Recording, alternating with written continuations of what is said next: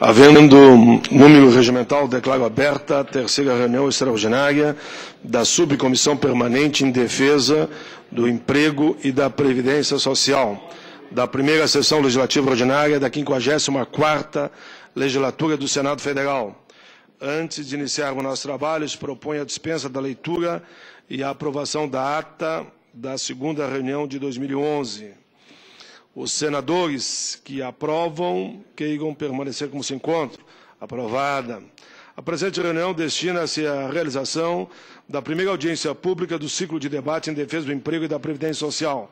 Para debater o tema, Fundo de Pensões é o objetivo desta reunião. Aqui nós convidamos, além do Aeros, outros interessados nesse tema Fundo de Pensão. Em atendimento ao requerimento número 1 de 2011, de iniciativa desta presidência. Presidência e Previdência, né? Eu estava de interesse da Previdência. Não sei se a Previdência está muito interessada, mas essa presidência está interessada. Os nossos convidados foram...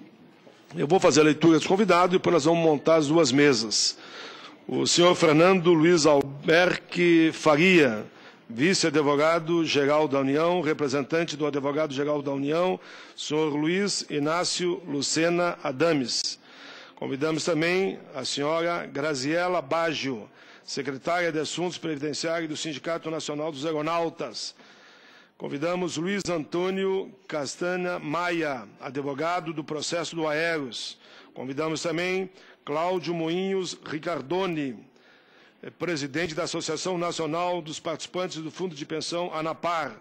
Convidamos também Itamar Prestes Russo, diretor de Previdência Pública e Privada do Sindicato dos Telefônicos do Rio Grande do Sul, Sintel. Convidamos ainda o senhor Dagomar Aécio Anin, coordenador-geral de regimes especiais da Superintendência Nacional da Previdência Complementar, Previc, representante do diretor superintendente da Previc, o senhor José Maria Rabelo.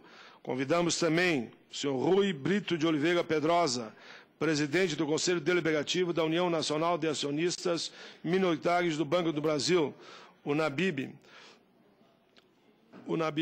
representante do diretor da Associação dos Acionistas Minoritários da Empresa Estatais Amestes, senhor Fernando Arthur Tolendal Pacheco. Convidamos também o senhor Gilberto Antônio Vieira, secretário-geral da Confederação Nacional dos Trabalhadores das Empresas de Crédito, Comtec. Esta presidência comunica também que recebeu do senhor Rui Brito de Oliveira Pedrosa um artigo de sua autoria sobre a Previ e do senhor Fernando Arthur Tolendal Pacheco, referente ao histórico da Previ. De acordo com o artigo 94, parágrafo 2º e 3º do Regimento Interno do Senado Federal, a presidência adotará as seguintes normas. Os convidados farão sua exposição, em seguida abriremos a fase de interpelação por aqueles que estão nesta audiência pública.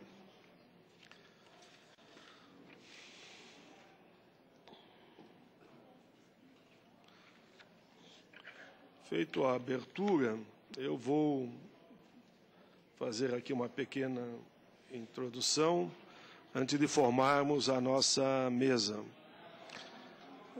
Um dos nossos objetivos no dia de hoje é aprofundar o debate sobre os fundos de pensão. Um dos temas que eu tenho tratado e aprofundado e feito até vigília aqui no Senado, e fui ao governo por 2, 3 vezes, mediante a AGU, tanto no ex-representante legal, o Adames, que é atual, e até o momento não construímos uma alternativa, uma saída. E por isso nós chegamos a esse momento. Vamos ter uma audiência pública aqui hoje, que vai tratar dos fundos de pensão e também do Aeros, mas informar que amanhã também nós teremos uma audiência lá no Supremo Tribunal Federal com esse objetivo. Já está confirmado, pelo encaminhamento feito pela senadora Ana Amélia, o senador Álvaro Dias, e eu também estarei lá. Eu convido o Brito e o companheiro que passem aqui na primeira fila, nossos painelistas, para que sentem aqui. Em seguida, vamos montar a mesa. E vai ter também amanhã uma reunião no Ministério da Previdência com o mesmo objetivo. Mas registro a presença conosco aqui da senhora Ivonete Carvalho, Secretaria de Políticas para as Comunidades Tradicionais. Ivonete tem um trabalho belíssimo e está lá na CEPIR. Veio aqui visitar hoje a nossa comissão e tratar de agenda também para aquele setor.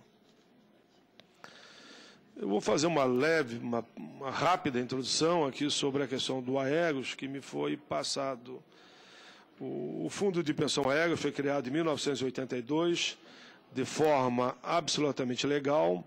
Além das contribuições de empregado e empregador, havia uma terceira fonte de financiamento definida a partir do estudo de um grupo interministerial. Tratava-se de 3% sobre a venda de bilhetes aéreos domésticos no país. Esse percentual era obrigação decorrente do contrato de concessão firmado entre a União e as companhias aéreas. A suplementação dos benefícios da Previdência Oficial era um desejo antigo da classe dos aeroviários e aeronautas. Quando o Aeros nasceu, na Varig, seus idealizadores pensaram em toda a categoria profissional. Na época tiveram o apoio e a compreensão dos poderes públicos, daí que surgiu o grupo, inclusive, interministerial. O Aeros vinha como forma de capitalizar o tempo e o trabalho desses profissionais por meio de uma poupança considerada segura na época. Por sua vez, a VASP, patrocinadora do outro instituto de nome assemelhado ao Aeros, assim que foi privatizada, solicitou não mais repassar a terceira fonte de financiamento. Alegou o Departamento da Aviação Civil DAC, em 1990, que se tratava de condição de concessão, ou seja, a cláusula de cumprimento obrigatório, afastando a pretensão da VASP. Alegou que não era a VASP quem pagava, tão somente repassava ao consumidor o valor relativo à terceira fonte. 7 meses depois, a VASP novamente foi ao DAC e obteve um ofício que dispensava a todas as companhias aéreas de repassar a terceira fonte. A mesma autoridade negou e 7 meses depois autorizou aquilo que eles falam aqui como uma barbaridade. Enfim, aqui tem todo um histórico da situação, tanto da questão da Transbrasil, como da Varig, como da VASP. Eu, naturalmente, não vou ler todo o documento que recebi, mas vou pedir que ele seja colocado aqui nos anais, seja inserido nos anais dessa reunião, e no encerramento, se tivermos tempo, a gente faz a leitura de todo o documento. De pronto, eu vou convidar já os nossos convidados, que já estão presentes, para formar a primeira mesa. Então, convido a senhora Cláudia Munhoz Ricaldoni, que é presidente da Associação Nacional dos Participantes do Fundo de Pensão ANAPAR. Convido também o senhor Itamar Prestes Russo, diretor de Previdência Pública e Privada do Sindicato Telefônico do Rio Grande do Sul. Convido também Dagomar Alessio Anem, coordenador-geral de Regime Especial de Dependência Nacional da Previdência Complementar Previc, representante do diretor subintendente da Previc, senhor José Maria Rabelo. E convido, foi meu companheiro de longas jornadas também, e continua jovem, hein, Brito? Só eu que envelheço, você não. Por isso que eu fui falando Brito. O meu amigo, o senhor Rui Brito de Oliveira Pedrosa, presidente do Conselho Deliberativo da União Nacional dos Acionistas Minoritários do Banco do Brasil, UNAMIB, representante do diretor da Associação dos Acionistas Minoritários das Empresas Estatais AMESES, senhor Fernando Arthur Tolendal Pacheco. Então, essa é a nossa primeira mesa, e depois temos mais outros convidados que entrariam numa segunda mesa. Nós vamos seguir a ordem aqui que eu recebi, independente da escolha desse ou daquele, e a nossa intenção para essa exposição, de nós darmos os primeiros 15 minutos para cada um, com uma tolerância de mais 5 se necessário, até que todos os convidados possam fazer uso da palavra. Depois vamos abrir para o plenário, para as interpelações. Então, pela ordem que eu tenho aqui, começamos com a senhora Cláudia Munhoz Ricaldoni, da ANAPAR. Vossa Excelência tem, doutora Cláudia, 15 minutos com mais 5, se necessário. Obrigada. Bom dia a todos e a todas. Primeiramente, gostaríamos de agradecer o convite para essa audiência muito oportuna, tendo em vista o momento em que a gente está vivendo, né? Esse convite vem num momento muito interessante, onde a ANAPAR e o conjunto dos participantes de Previdência Complementar têm discutido e rediscutido a questão da inserção dos participantes nessas entidades, né? Para a gente entender um pouquinho do nosso problema, acho que a gente precisaria de voltar um pouco no tempo, né? E entender o seguinte, que a nossa legislação de Previdência Complementar, ela data da década de 70, 1977, precisamente. Nessa legislação, a gente pode citar que a Previdência nasceu com a legislação, embora anteriormente a isso nós já tivéssemos outras fundações existentes no Brasil, a Previ, nossa querida Previ, a mais antiga delas, já com 106, 107 anos. Essa legislação trouxe um avanço para o sistema na medida que ela buscou regulamentar aquelas práticas de previdência complementar que já existiam no Brasil. Como toda lei, ela nasceu num momento complicado do nosso país, né? Estamos vivendo ainda sob a égide da ditadura, e essa lei se esqueceu, né, de colocar no seu texto a possibilidade dos participantes de previdência complementar fazerem parte da gestão dessas entidades. Eu estou chamando a atenção para isso porque grande parte dos problemas que a gente vive no sistema hoje é decorrente deste desequilíbrio que o sistema sofre desde o seu início, né? Normalmente a gente escuta notícias sobre previdência complementar sempre do lado da pujança dos ativos que existem nessas entidades, né? A gente costuma ouvir de que os planos, as grandes fundações têm recursos da ordem de 500 bilhões de reais, talvez a única poupança interna de longo prazo que o Brasil tenha. A má notícia é que essas fundações não têm esse dinheiro, né? A boa notícia é que essas fundações administram esse dinheiro e esse dinheiro vem da poupança previdenciária dos participantes e das empresas patrocinadoras.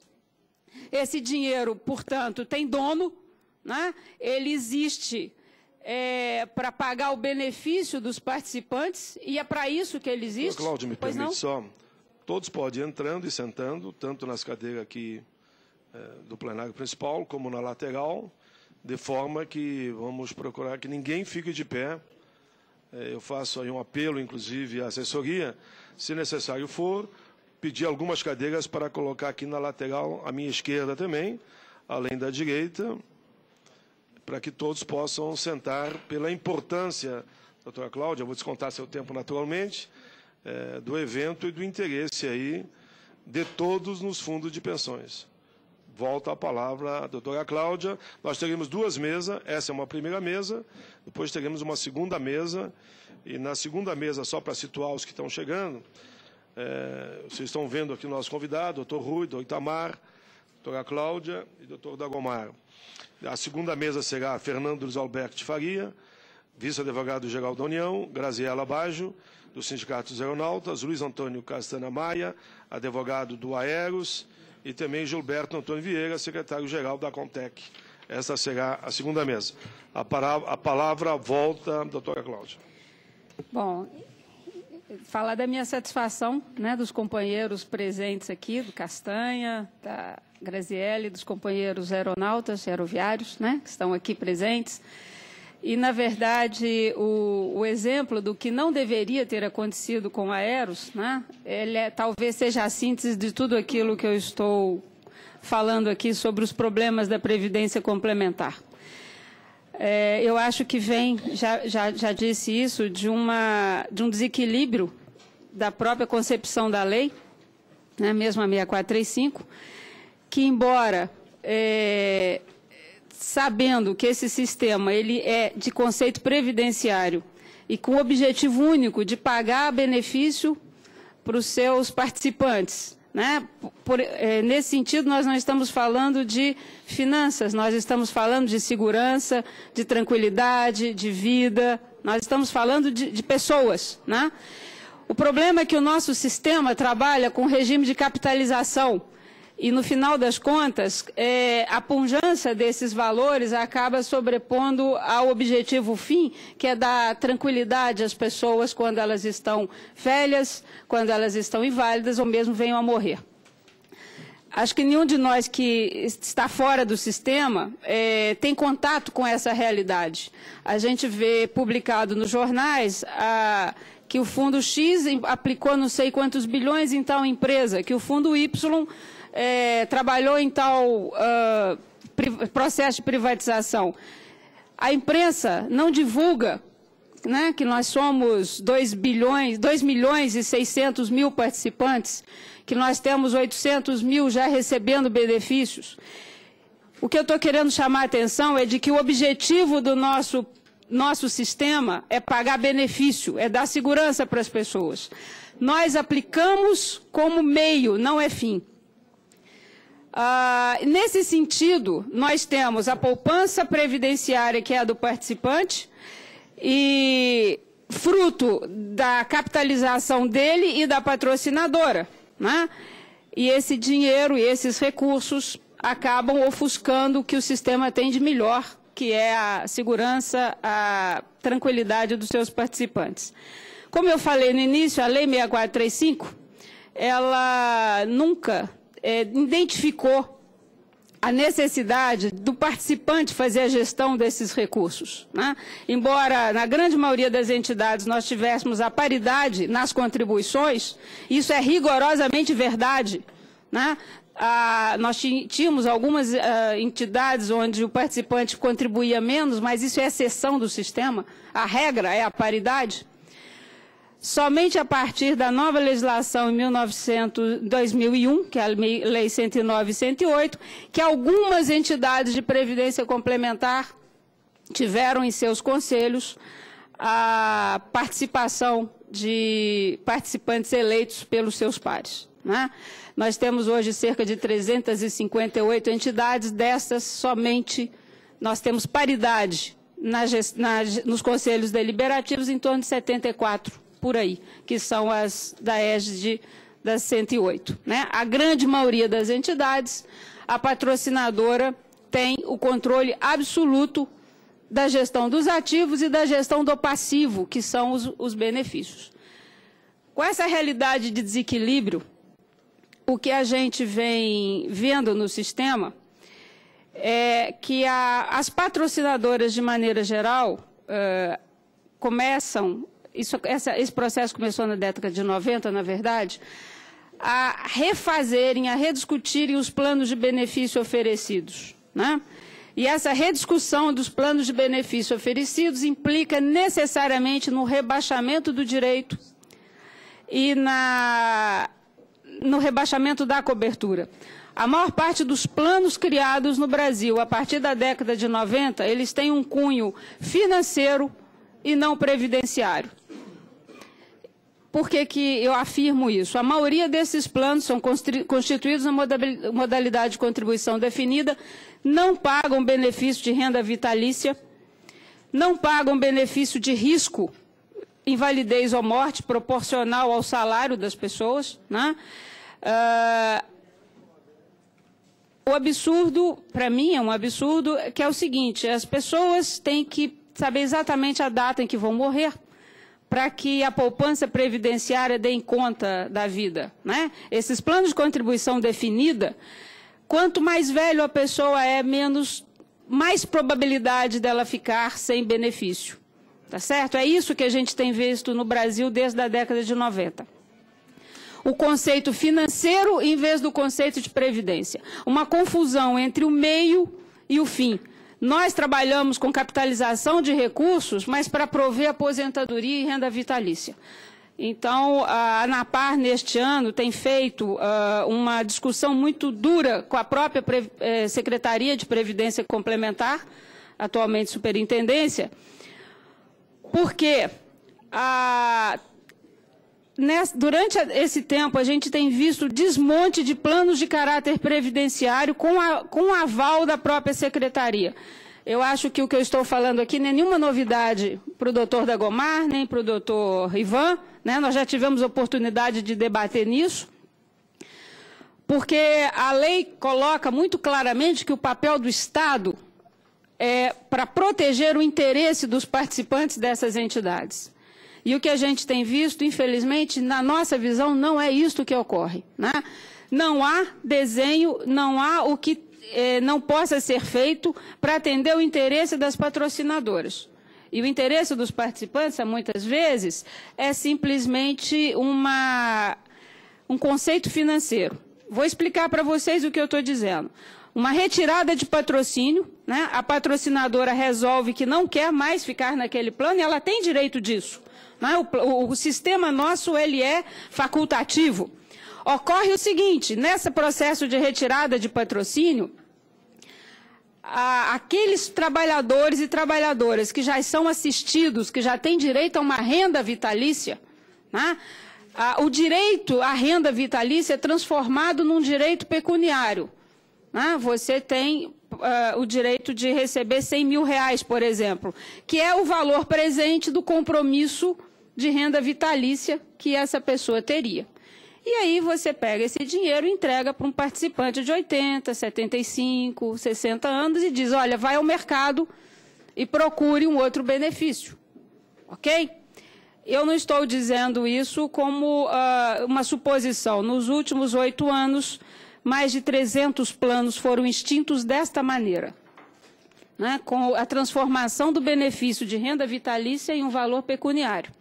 É bom que se diga que quando a gente faz o cálculo desses benefícios, a gente faz por uma expectativa de vida. Né? Você tem uma média de longevidade. O que ocorre é que a grande maioria dos trabalhadores e trabalhadoras aposentados que já passou dessa expectativa de vida, na verdade, quando o direito dele é transformado em dinheiro, ele está devendo para o fundo e não tem a receber. Isso aconteceu em vários e com vários participantes. Né? O nosso sistema não pode ser transformado em uma poupança financeira. Nós trabalhamos com a vida, nós trabalhamos aqui com a segurança de velhos, velhas, pessoas inválidas. Né? E eu acho que, nesse sentido, a gente tem que aperfeiçoar muito o conceito que perpassa o sistema e a própria legislação. Né? Acho que é absolutamente fundamental a gente revisitar a Lei 108 e a Lei 109, né? Para garantir direito dos participantes que, embora estejam na lei de uma forma... deveriam estar mais claros ali. Né? Por exemplo, nós precisamos garantir que toda a fundação tenha participante eleito dos participantes ali na sua gestão. Diretoria executiva, conselho deliberativo e conselho fiscal.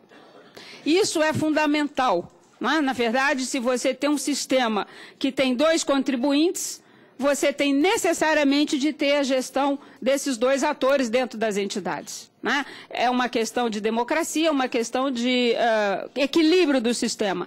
Do jeito que as coisas estão hoje, a patrocinadora...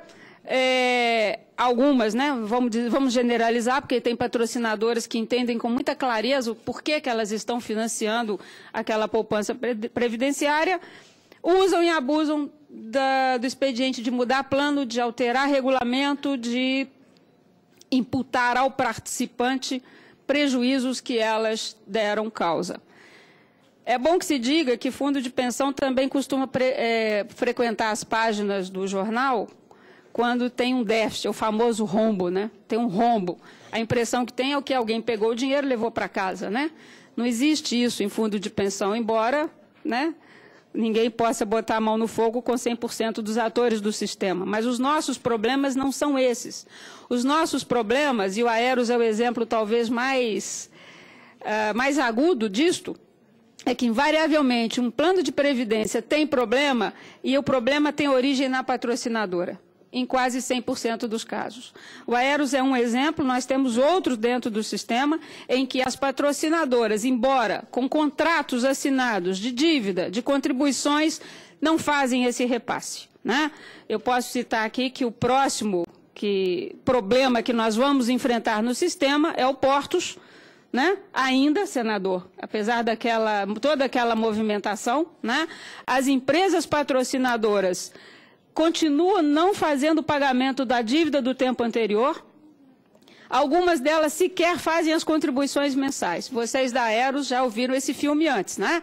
Vocês sabem como é que ele termina, né?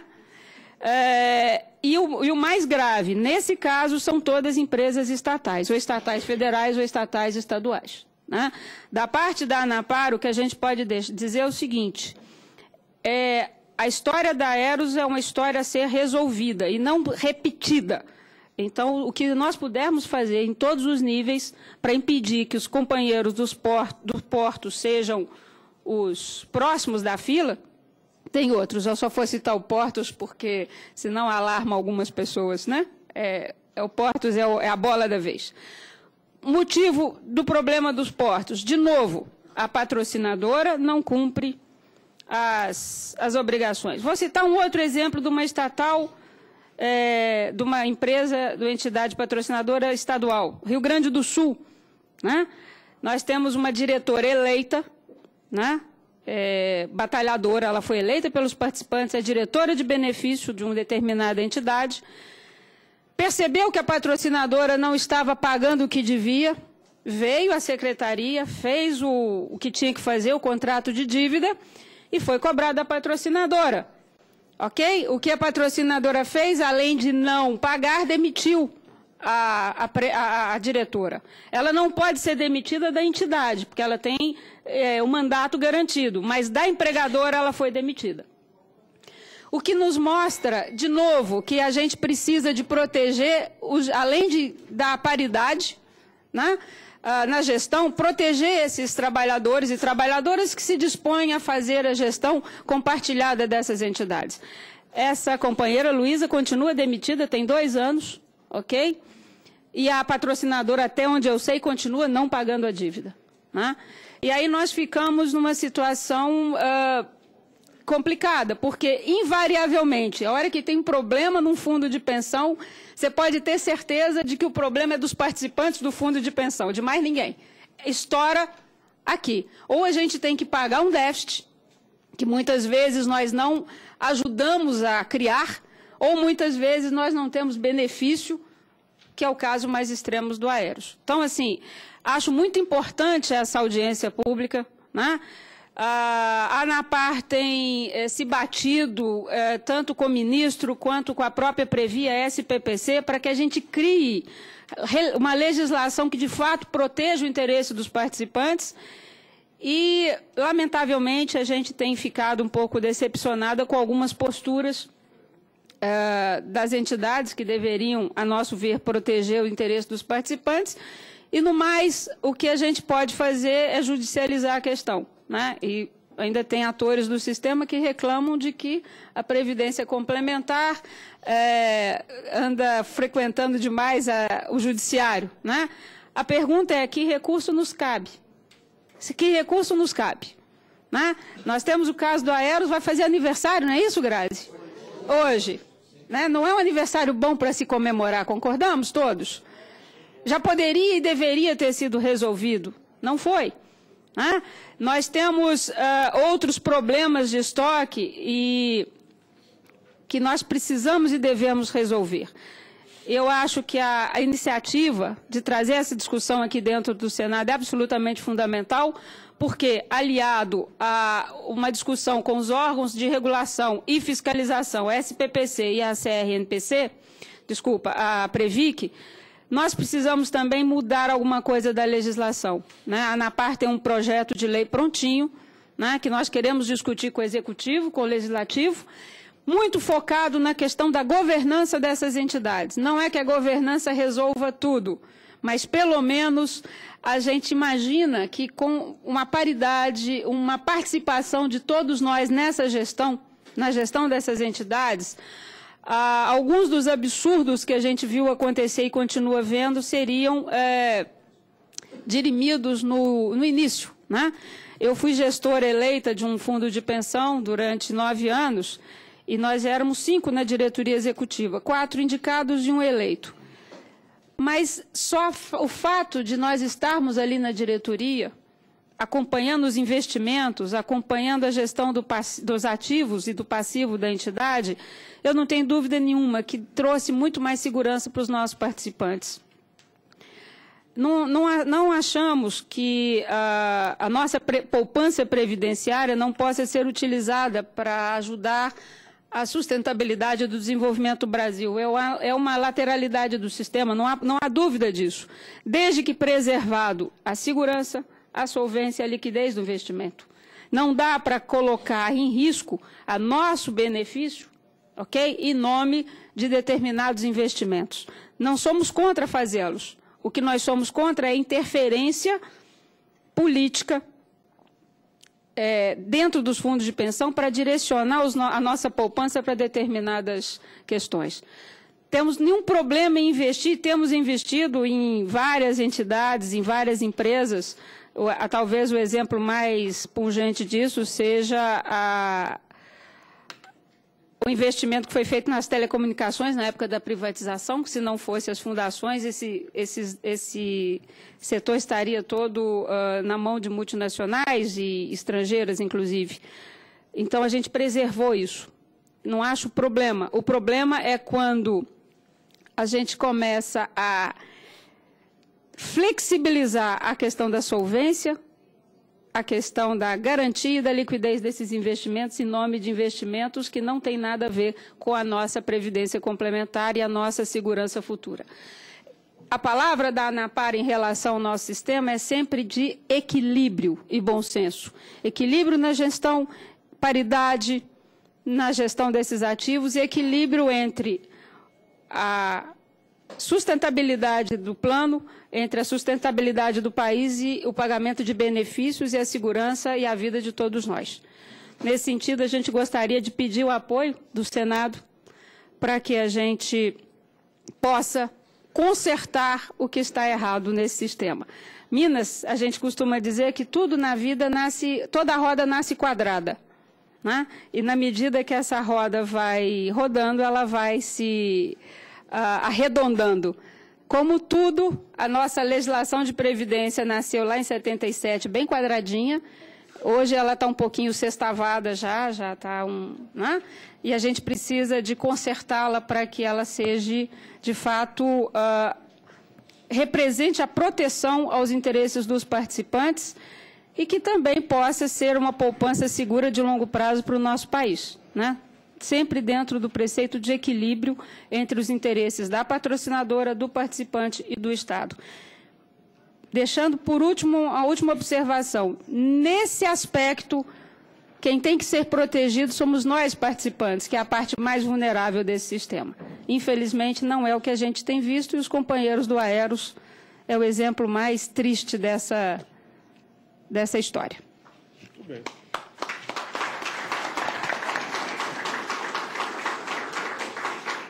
A presidência agradece a doutora Cláudia pela sua exposição, a nossa primeira convidada a usar a palavra, que já deu um norte para o nosso debate e pela importância da audiência pública de hoje.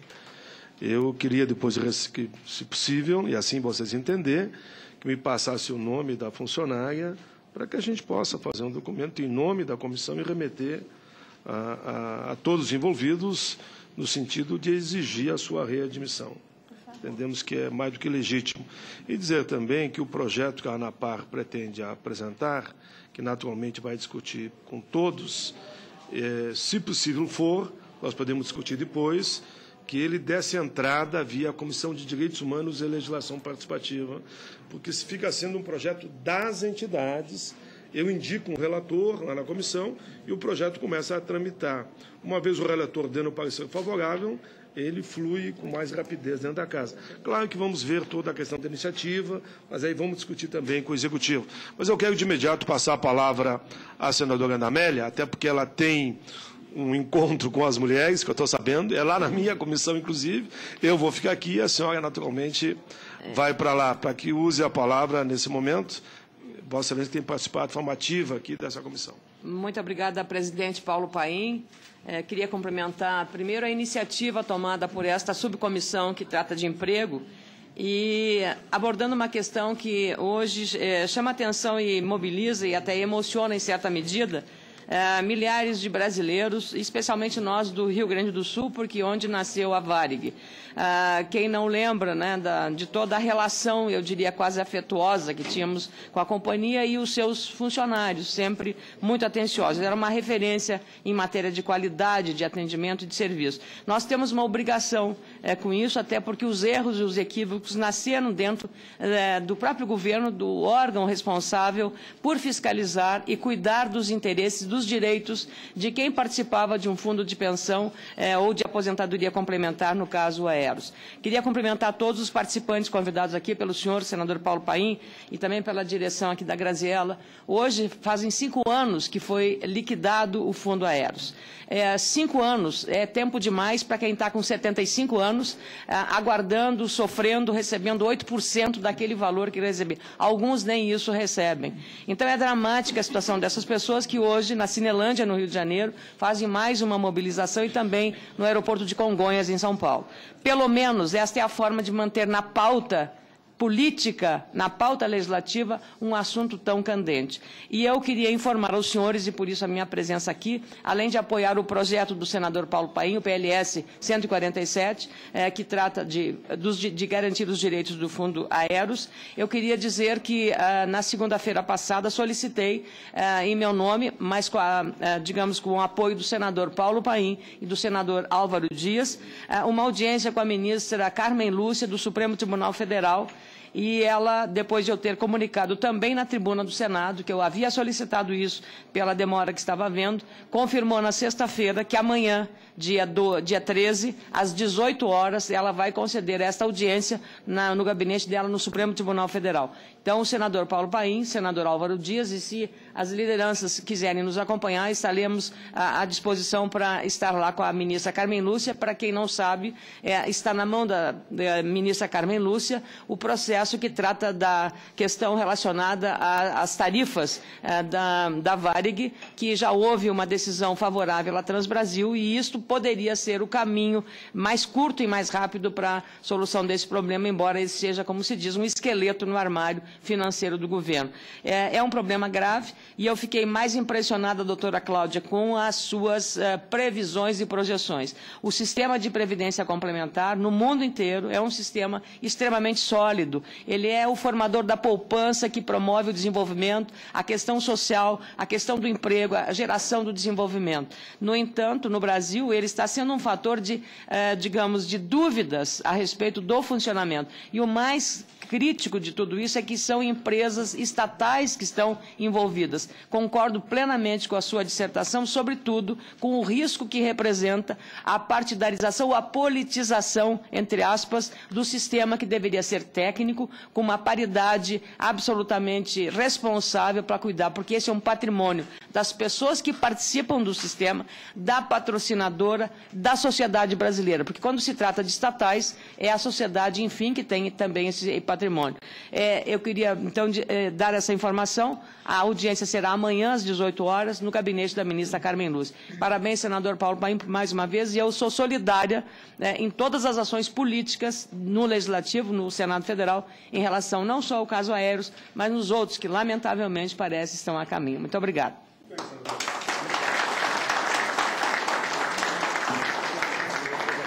Senadora, eu sei que Vossa Excelência vai, senadora Ana Amélia, Vossa Excelência vai estar agora no café com o presidente Sarney, com as mulheres, e depois vão estar lá sob comissão. Se eu não estiver lá, me represente, por favor, porque eu vou ter... Vamos continuar a nossa pauta, convidando para usar a palavra nesse momento, o senhor Itamar Prestes... Pela ordem, senhor presidente. Pois não, nosso querido senador Cacildo Maldani, que me recebeu em Santa Catarina nesse fim de semana numa atividade dos aposentados, mais de 7 mil aposentados.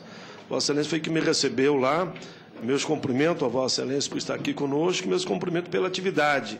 Só permita que eu registre também que o Ciro Miranda também esteve conosco aqui, o senador Ciro Miranda esteve aqui e teve que sair. Então, aqui, só para os convidados entenderem como é que funciona, o senador pode usar a palavra a qualquer momento, faz parte do debate, até porque temos hoje dezenas de comissões em pleno financiamento. Senador Cacildo Maldani, por favor. Mas eu quero, então, aproveitar a carona, já que Vossa Excelência cedeu o gancho, senador Paulo Paim, de além de cumprimentá-lo, mas recordar a ida do nosso senador Paulo Paim a Santa Catarina no último domingo, e mais precisamente lá em Nova Trento, que é a sede da Santa Madre Paulina. E houve uma romaria nacional dos aposentados, e é o segundo encontro nacional, e eis que aparece lá, parecia uma visagem até, pelas 10 da manhã, no santuário de Madre Paulina, o senador Paulo Paim, no domingo agora de manhã. Foi uma aclamação, eu nunca vi um negócio desse, ele parece um franciscano que chega com o cajado, assim, o Paulo Paim, chegou aquele povo catarinense brasileiro que lá estava. Não, é verdade. Eu não sei como é que aquilo era um aplauso de pé, todo mundo, até a basílica de Madre Paulina ficou toda emocionada, todo mundo aplaudido. Eu não sei como é que é. Como se diz, no jeito canônico, por exemplo, adorar, só se adora o Santíssimo Sacramento. Então, isso eu posso dizer que podia ser adorado, mas venerado foi. Venerado pode. Venerado, lá no domingo passado, o senador Paulo Paim, foi uma loucura, uma alegria. Muito obrigado por ter ido a Santa Catarina e os aposentados do Brasil inteiro, dos gaúchos, desde do Ceará, do Rio Grande do Norte, do Brasil todo lá e compareceram. Tinha gente do Aeros lá com a camisinha laranja. Então, ao lado desse depoimento, quero trazer aqui com muita sinceridade, eu, como gaúcho catarinense, sou nascido em Carazinho e criado no oeste catarinense, e estou pela minha vida pública, que eu tenho passado, e eu faço esse registro com muita alegria. Tá? E quero também, neste caso, eu convivi muito, inclusive quando fui governador do meu estado, o problema da Varig. Isso vem, as pessoas catarinenses ligadas, o Fundo Aéreos. Eu acho que essa audiência pública, ela traz para despertar, não tentar ver as pessoas que contribuíram com tantos anos. E, aliás, quando se fala em Fundo Aéreos, nós podemos pensar em fundos similares, em outros fundos no Brasil, que muita gente contribui, mas fica com o pé atrás. Como é que vai ser comigo quando deixar trabalhar? Eu estou contribuindo daqui a 15 anos, ou daqui a 10 anos, daqui a 20 anos. Então, eu acho que alguma coisa que a segurança que é preciso, a fiscalização, o acompanhamento nesses fundos. Tá? Então, o Aéreos, ele desperta aqui no Senado alguma coisa que interessa ao Brasil. Interessa ao Brasil, porque isso são milhões de pessoas participando em fundos, se preparando para quando não puder mais fisicamente contribuir ou trabalhar para conseguir o seu quinhão, para poder ter uma vida condigna, e vai construindo esse fundo para que ele dê condições de amparo. Então, eu acho que isso é alguma coisa que fica muito presente, por isso que cumprimentava o senador Paulo Paim, porque, e com as pessoas, os diversos convidados que estão aqui, que entendem disso, eu acho que o Brasil está acompanhando esta sessão pública, esta audiência pública, que todo mundo fica de atalaia, fica para oferecer credibilidade, confiança, segurança. Eu acho que isso é fundamental. E ver de que maneira se possa conseguir alguma coisa para essas pessoas, milhares de pessoas que têm famílias e que participavam do Fundo Aéreos. E, por extensão, são todos eles no Brasil. Outros que estão em andamento, tantos outros que talvez pensam em constituir, ficam fazendo reuniões e vai dar, não vai dar certo, esse questionamento, é bom fazer isso ou não é, qual é a segurança. Né? Então, eu acho que isso é fundamental para que se ofereça esse debate. Eu vejo que a doutora Cláudia, né?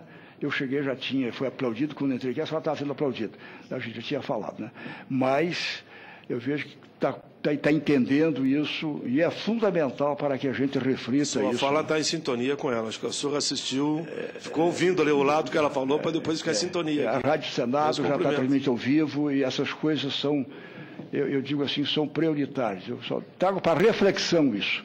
Como eu fico refletindo, fico colocando minhas ideias, meus neurônios, pensando nisso, milhares, milhões de pessoas ficam fazendo isso.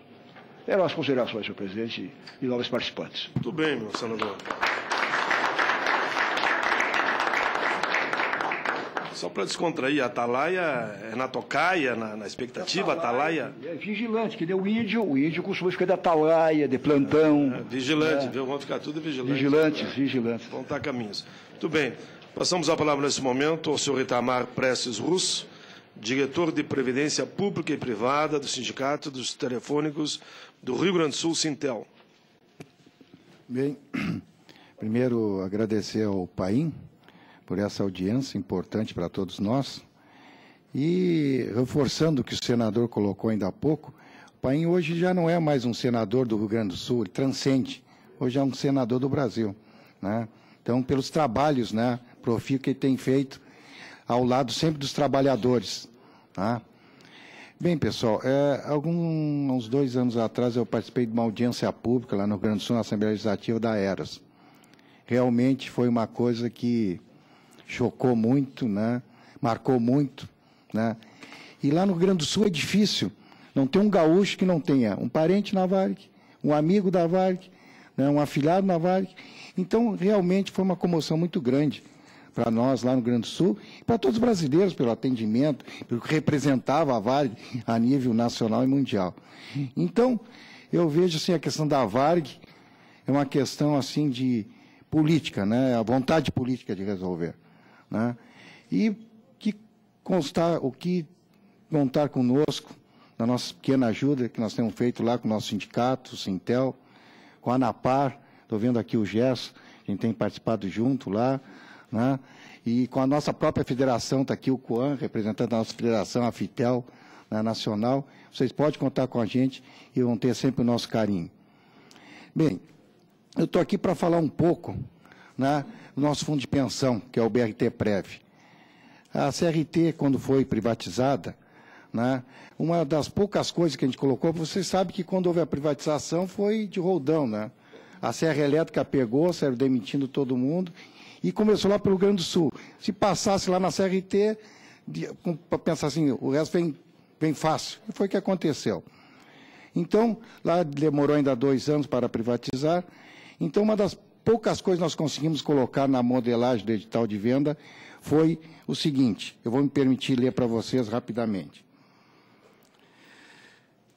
Ao proponente vencedor, fica obrigado a manter, em regime de multipatrocínio, nos termos da legislação federal, a Fundação CRT, Fundação dos Empregados da Companhia Rio Grande de Telecomunicação. Depois, nota cláusula 5ª, diz, os compradores e seus eventuais sucessores, a qualquer título, inclusive em decorrência de posterior cessão e transferenciação, estarão obrigados solidariamente, de forma irrevogável e retratável, a cumprir as disposições a eles inerentes contidas no edital e as seguintes obrigações especiais, exercendo para tal, se necessário, seu direito de voto na Assembleia Legislativa, e assim por diante. Os compradores ficam obrigados a manter em regime multipatrocínio, nos termos da legislação federal, a Fundação dos Empregados da Companhia Rio Grande de Telecomunicação. Bem, mesmo com isso, o que aconteceu? No momento em que a CRT, logo que foi vendida, os espanhóis, né? Então, aí já começou a nossa luta, né? Já numa mudança no nosso fundo. Conseguimos, por intermédio de uma ação, né, lá no Rio Grande do Sul, manter a fundação. Logo em seguida vem a Brasil Telecom, né? Começou todo um trabalho, né, de todo o pessoal, tirando os aposentados de casa, trabalhando e lutando para que mantivesse a fundação. Resolvido o problema com a BRT, resolveu o problema com os espanhóis, o problema com a BRT veio a Oi, né? Começou tudo de novo, de uma forma mais eficaz, né? E mais assim, ostensiva e arrogante. Nós tivemos, por parte da OI, da Fundação Atlântica, que pertence à OI, um pedido do presidente atual da OI, né, em que mandou para a Previc, né, a passagem, solicitando a passagem dos planos da Fundação BRT-Prévia, da Fundação Atlântica na época, para a Fundação Atlântica na OI. Então, pasme, senhor, o mesmo presidente da Fundação 14 é o que assina, o senhor Pimentel, Fundação BRT-Prévia assina o senhor Pimentel, e Fundação Atlântica de Seguridade assina o senhor Pimentel. 3 assinaturas, 3 pedidos. Uma ele disse assim, eu quero os planos. Aí ele corria no outro fundo e dizia assim, eu passo os planos. Né? Sem passar pelo Conselho Deliberativo, que é o órgão máximo da Fundação, no qual eu sou conselheiro eleito lá. E lá nós temos a condição de paridade, porque isso nós levamos um ano, mesmo nós sendo vendidos, mesmo sendo uma empresa privada, nós, nas nossas negociações, é como se fosse a 108, uma fundação estatal. Nós temos paridade no Conselho Deliberativo, temos paridade no Conselho Fiscal, com voto de qualidade nosso, do Conselho Fiscal, e mandato. Então, isso, o que acontece? Isso dói muito na questão da OI, porque a Atlântica não existe a paridade. E nem a questão da 109, que diz que tem que ter um representante, mas não diz que é eleito. Essas coisas que a Cláudia colocou ainda há pouco, nós temos que mudar. Né? Então, simplesmente, eles colocam. Então, quando eles passam um plano, né, para a outra entidade, né, eles estão simplesmente, né, mandando a governança para o inferno. Né? Rasgando tudo que nós negociamos durante um ano. E nós não negociamos de graça. A negociação teve 70% de resolver os déficits técnicos pelos participantes. Né? Os aposentados que não cumpriam, não pagavam mais, começaram a pagar, enfim, várias coisas. Bem, como na questão do edital de venda dizia, não especificamente aos planos, nós temos um termo de transação judicial, que nós conseguimos lá no Rio Grande do Sul, que depois de ser recorrido ao tribunal, nós ficamos 3-0. E no termo de transação judicial consta toda essa questão da paridade e do mandato. Mesmo assim, passaram os planos onde tinha um fundo que tinha governança para outro fundo. Bem, tudo isso aí, pessoal, tudo isso aí, esse pedido, com essas 3 assinaturas, sem passar pelo Conselho Deliberativo, foi para a Secretaria de Previdência Complementar da época, a SPC, e por lá passou. Por lá passou. Mesmo de nós, na época, termos feito recurso, né? O nosso recurso leva meses, anos, o nosso pedido leva meses, anos, e esse pedido de passagem do plano aconteceu de uma forma assim rápida, questão de 1 semana, 10 dias. Não satisfeito com isso, pessoal, a própria Fundação pediu, no momento que passou os planos para a Fundação Atlântica, em que a nossa liminar que nós tínhamos foi cassada, imediatamente pediram a extinção da Fundação. Então, agora, em fevereiro, né, e pela portaria 211, a Previc, na época, Secretaria de Previdência Complementar, aceitou, mesmo depois de nós termos colocado que eles estavam, na verdade, que é governamental, Secretaria de Previdência Complementar do governo, estava rasgando um edital que foi, né, que passou pela Assembleia Legislativa, atacando o Legislativo Gaúcho, rasgando um edital de venda na época da CRT. Mesmo colocando dentro da Previc um recurso, colocando todos os editais, esses que eu li para vocês, tudo, né, pintado, mostrado, discutido, assim mesmo aceitaram, né, pela resolução 211, numa semana do Carnaval, que nunca aconteceu isso aí, né, foi liberado essa portaria. E com isso aí, com a cassação, aconteceu o seguinte, simplesmente não nos convocaram mais para conselheiro, né, e estão considerando como se a fundação estivesse extinta. Né? Então, de uma forma assim arrogante e radical, né, aconteceu o fechamento da Fundação BRT-Prévia. E mais ainda, quando descumpriram o termo de transação judicial, que dizia, muito bem, estão descumprindo o edital. Então, no cumprimento do termo de transação judicial, o que teria acontecido? A governança. Então, está lá. Então, há um desrespeito flagrante também do judiciário.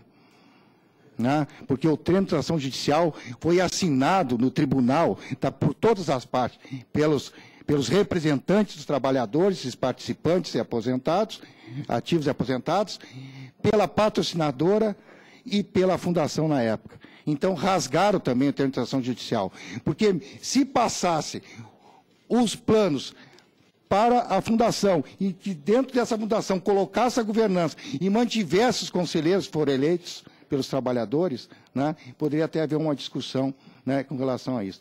Mas isso não aconteceu. Então, pessoal, a gente vê que na questão da Varg, né, a questão, claro, pelo número de participantes, de ativos, é uma coisa assim que a gente vê que todo o Brasil, né, como agora estão dizendo que tem movimento nos aeroportos, enfim, lá no Rio de Janeiro, né, no Rio Grande do Sul deve estar acontecendo a mesma coisa, né, mas, como a Cláudia colocou, isso está acontecendo com a Braskem, a fundação da Braskem, isso está acontecendo com os fundos da Gerdau, enfim, entende? Tudo isso, né, pela benevolência também da nossa ex-secretaria de Previdência Complementar, hoje Previc. Né? Então, a gente vê o seguinte, quer dizer, a secretaria, que é o órgão fiscalizador, né, hoje Previc, a superintendência, ela tem que estar em defesa do trabalhador. Né, do trabalhador. A gente sabe que também existe outra parte, existe o patrocinador, né, mas isso aí é uma mão de duas vias, porque nós contribuímos com 50%. Nós temos que ter esse assento, nós temos que ter esse acompanhamento, como foi colocado, que um plano, né, tem que ser solvente, né, tem que ter rentabilidade, enfim, tem que ter esse acompanhamento. Né? E para ter esse acompanhamento só tem uma forma, é nós termos cadeiras no Conselho Deliberativo, cadeira no Conselho Fiscal e uma cadeira na diretoria executiva. E agora, né, nós estamos sendo atacados pela famosa certificação, né? Está aí a certificação, que bonito, né? Vamos educar o nosso pessoal todo. Só que essa certificação é uma falácia. A ANAPAR não é contra a certificação. Né? Nós somos a favor da qualificação. O que é essa certificação? É uma reserva de mercado. Já está acontecendo, alguns fundos estão colocando nos seus estatutos, se aquele que não for certificado não vai poder concorrer. O que quer dizer isso aí? Estão tirando os representantes dos trabalhadores fora de concorrer. E a questão não é de certificação, é questão política, é questão de confiança, é questão de autonomia. E é isso que está acontecendo hoje já com a certificação. Né? Estão querendo tirar os trabalhadores fora. Então, quem é que tem a condição de educar o seu parceiro? É lógico que é a patrocinadora, e é lógico que é a fundação dos interesses delas. A gente sabe as nossas entidades, né? As condições que não tem, de repente, de um pós-graduação ou de um curso superior, pagar e ter condições disso aí. Agora, o que seria a qualificação? Elege, sim, elege o participante, aquele que vai lá defender realmente, aquele que já tem uma certa estabilidade na sua entidade, e depois a própria fundação, qualifica. Tem um ano para qualificar, tem um tempo, 3, 4 anos para ser qualificados. Claro que nós queremos que o pessoal que vai lá para dentro da nossa entidade seja qualificados, tem condições de acompanhar as questões contábeis, atuariais, enfim, dos seus planos. Né? Mas então é mais uma ferramenta, vamos dizer assim, contra os trabalhadores. Então, com relação ao nosso fundo, voltando ao BRT-Prev,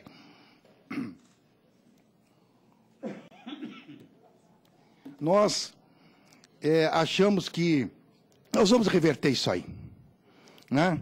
Nós estamos com uma ação com relação à continuação da nossa fundação, uma vez que foi atropelado, como eu disse, o edital de venda, foi atropelado um termo de transação judicial, né? E acredito também, né, nessa questão política, né, que não é só judiciária, e nesse aspecto nós estamos tendo um apoio muito marcante do senador Paim, e tivemos também da deputada Maria do Rosário, e do deputado Adão Vilaverde, da Assembleia Legislativa, nosso deputado estadual, que numa subcomissão lá criou, né, a subcomissão, que hoje é comissão, passou já pela Assembleia, e tem vários itens que vão ser atacados e atuados com relação à Fundação BRT-Prev. E com relação ao senador Paulo Paim, né, essa oportunidade dessa audiência pública, nós temos conversado muito, ele fez uma abertura, ainda há pouco tivemos conversando com o novo ministro, o Garibaldi, do Ministério da Previdência e Assistência Social, tivemos conversando também com o secretário atual, né? Nós, na Previc, tivemos já conversando também o novo superintendente, né? E estamos colocando, né, as nossas condições, como está hoje o plano BRT-Prev. E, para encerrar, eu fiquei satisfeito com a colocação do senador Paim, com relação à colega e companheira Luísa. Ela é da FAPERGS, da Emater, né? Ela foi eleita com 80% dos votos, né? E por uma declaração dela, né, que ela fez na secretaria na época, hoje Previc, ela foi demitida, né? Então, a gente vê o senador, que foi demitida por um governo, né, que, de repente, houve até uma perseguição política, pode-se dizer, né, e numa mudança de governo, né, quando a gente vê que foi eleito pelos próprios companheiros, que hoje são diretores lá dentro da Emater, então hoje viram as costas para a companheira. Isso é triste, né? Então, eu fico muito satisfeito, senador, que eu já tenho mais ou menos um dossiezinho aqui, e nós entregamos para o secretário Ivar Pavan, ex-presidente da Assembleia Legislativa do Rio Grande do Sul, né? E até agora não tivemos resposta dele, nós vamos encaminhar para o senhor também. Então, era isso, pessoal. Eu quero aqui me colocar a dispor da Aeros, por pequena que seja a nossa contribuição. Nós temos um sindicato lá no Rio Grande do Sul, que é o Sintel, Sindicato Telefônico, é um sindicato cidadão, nós não olhamos só para dentro, nós normalmente estamos sempre com os companheiros de outros sindicatos. O que precisar de nós lá no Rio Grande do Sul, pode contar conosco. O Gerson tem participado muito com a gente, tem colocado os anseios de vocês nas nossas reuniões, e a ANAPAR também estará à disposição de todos vocês. Muito obrigado e boa sorte para todos nós.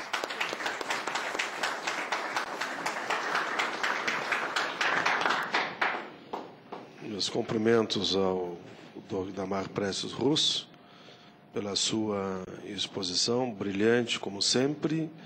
E nós temos conversado muito lá mesmo, de fato, com o presidente da Assembleia, que é o Vila Verde, né? E com a secretária de Direitos Humanos, que é a ex-deputada federal, Maria do Rosário. Tivemos, acho que, uma meia dúzia de reuniões lá, né? E vamos continuar tomando as providências para que se encontre uma solução. Vamos passar logo a palavra para o nosso outro convidado, Dr. Dagomar Alessio Ani, coordenador-geral da Superintendência Nacional da Previdência Complementar, Previc, representante do diretor superintendente da Previc, senhor José Maria Rabelo. Senhor presidente, só para uma... Pois não? Antes o senador fala a qualquer momento. Antes que o doutor Agomar fazer a exposição dele, eu sou relator da Comissão de Assuntos Econômicos de uma matéria agora, que está abrindo, e eu devo medir até lá. Mas eu só quero deixar aqui, então, o registro, tudo que está sendo discutido, senador Paim, eu quero que me chame. Eu estava trocando ideias aqui com o presidente do Cotomais. Aqui, eu não sei se é hoje ou em que momento, mas alguém da Previdência, o pessoal, os encarregados da Previdência Complementar no Brasil, do Ministério da Previdência, eu acho que era interessante participarem disso, para se sentirem de perto. Eu acho, ou nós levarmos, ou quero que me chame. Então, eu quero deixar esse registro, quero deixar os cumprimentos. Eu não sabia, a casa está cheia, isso aqui concorre todo mundo aqui, é importante esse tema. E, então, ao me retirar para ir relatar essa matéria, eu gostaria de convidar o que estava aqui sentado, doutor Maia. Aqui, doutor Maia. Está aqui já está aqui. Ah, o senhor? Muito elogiado, então, senão está aqui a cadeira que é sua, né? Vai certo, olha, um abraço, sucesso nessa missão aí. Ok, Calcildo, senador Calcildo Maldame. E só dizer, senador Calcildo, que todos foram convidados. E se alguns não estiverem aqui, não há problema, nós vamos lá. E Vossa Excelência, com certeza, vai estar junto, levando o resultado dessa audiência pública. Por favor, doutor Dagomar, com a palavra. Bom dia a todos. Senador, o doutor José Maria Rabelo pediu para esclarecer ao senhor que a ausência dele se deve às reuniões da diretoria colegiada da Previc, que são realizadas todas as terças-feiras de manhã. Então, ele me mandou representá-lo. E, em nome da Previc, eu vou fazer uma pequena explanação sobre a nossa entidade e focar um pouco mais na questão do Aeros. A Previc ela foi criada em dezembro de 2009 e entre as suas competências está a fiscalização das entidades, que isso nós temos já desde a época da Lei 6435, a prerrogativa estabelecida de fiscalizar os fundos de pensão, e nós temos desenvolvido essa nossa atividade. Além disso, dentre outras também, existe a possibilidade de decretar intervenção, decretar liquidação, ou então nomear administrador especial para resolver questões de planos de benefício específico. Tá? Em complemento a isso, nós temos o comando da Lei Complementar 109, que nos estabelece, em seus artigos, as definições de como se intervir, de como liquidar uma entidade, de como nomear uma administração especial. Tá? Nas hipóteses todas previstas, nós temos a irregularidade ou insuficiência de constituição de reservas técnicas, a situação econômica financeira insuficiente, a situação atuarial desequilibrada e também quando reconhecida a inviabilidade de recuperação da entidade. Tá? No caso específico, vou entrar direto no caso específico do Aeros, nós decretamos a intervenção no Aeros porque os planos de benefício que se estavam sob administração especial de liquidação, que eram os planos Transbrasil e Varig, representavam aproximadamente 82% dos ativos do Aeros. Tá? Era uma representatividade significativa e foi basicamente o motivo principal da intervenção no Aeros. A liquidação dos planos Varig. Nós já tínhamos tido problema com a Transbrasil, por conta da falência ocorrida em 2003. Em junho de 2005, a Varig entra com o pedido de recuperação judicial. Então, foi nomeado um administrador especial para cuidar dos dois planos Varig e também para acompanhar o processo de recuperação judicial da patrocinadora. Houve durante a condução do plano de recuperação judicial, a suspensão de contribuições pela Varig, e isso tinha ficado de retornar após o cumprimento, após a homologação do plano de recuperação judicial. Por problemas financeiros, a Varig não cumpriu com as suas obrigações com relação aos pagamentos que deveriam ser retomados, e nós não tivemos outra saída a não ser decretar a liquidação dos planos. Por quê? Os recursos que existiam no plano 1, eles eram suficientes para manter benefício somente até setembro de 2006. Isso nós estávamos falando em abril. Então, nós tínhamos recurso suficiente para 6 meses. O plano 2, a situação era um pouco mais confortável, mas não ultrapassaria abril de 2010. Por conta do plano de recuperação judicial, a Varig deveria fazer uma grande demissão em massa, e a demissão em massa provocaria uma corrida de participantes até o fundo para resgatar suas reservas de poupança. Não haveria recursos em nenhum dos dois planos suficientes para atender essa necessidade. Então, foi uma forma de estancarmos uma eventual saída de recursos. Tá?